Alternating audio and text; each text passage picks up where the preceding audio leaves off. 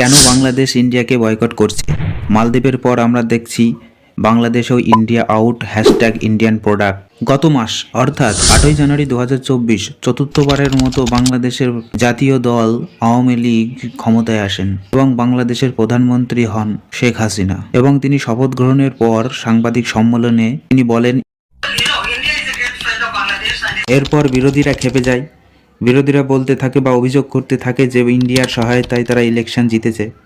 এরপর যা হয়, বিরোধীরা শুরু করে India boycott, Indian product boycott, hashtag India. এবং সম্প্রতি বেনাপোল সীমান্তে বিএসএফের গুলিতে বিজিপি সদস্য শহীদ হন। আর সেই সুযোগ নিয়ে বিরোধীরা এটাকে রাজনীতি করতে থাকেন এবং তারা আরও জোরে জোরে ইন্ডিয়া বয়কটের ডাক দেন এবং সাধারণ মানুষের মধ্যে তারা জায়গা করে নেন যে ইন্ডিয়া প্রোডাক্ট বয়কট করুন এবং ইন্ডিয়া বয়কট করুন। এবার প্রশ্ন হলো, এর পিছনে কি কারণ?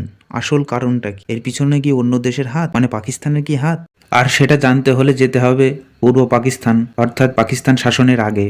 1971-এ যখন পাকিস্তান থেকে বাংলাদেশের জন্ম হয়, ঠিক তার পরবর্তী সময় 1978 সালে জিয়াউর রহমান অর্থাৎ তৎকালীন পাকিস্তানের উচ্চপদস্থ আর্মি চিফ তার দ্বারা প্রতিষ্ঠিত বিএনপি পার্টি, এবং তিনি বরাবরই পাকিস্তানপন্থী এবং আজ পর্যন্ত তিনি 3বার ক্ষমতায় এসেছেন এবং সে ইন্ডিয়া বয়কট করে বা ইন্ডিয়া বিরোধিতা করে তিনি ক্ষমতায় এসেছেন। বর্তমান জিয়াউর রহমান মারা গেছেন এবং তার পুত্র তারেক রহমান এর সভাপতি আছেন। তিনি থাকেন লন্ডনে। লন্ডন থেকে তিনি অর্ডার দিয়েছেন ইন্ডিয়া বয়কট ক্যাম্পেইন চালু করতে, অর্থাৎ তিনি বরাবরই পাকিস্তানপন্থী, এটুকু বলাই যায়।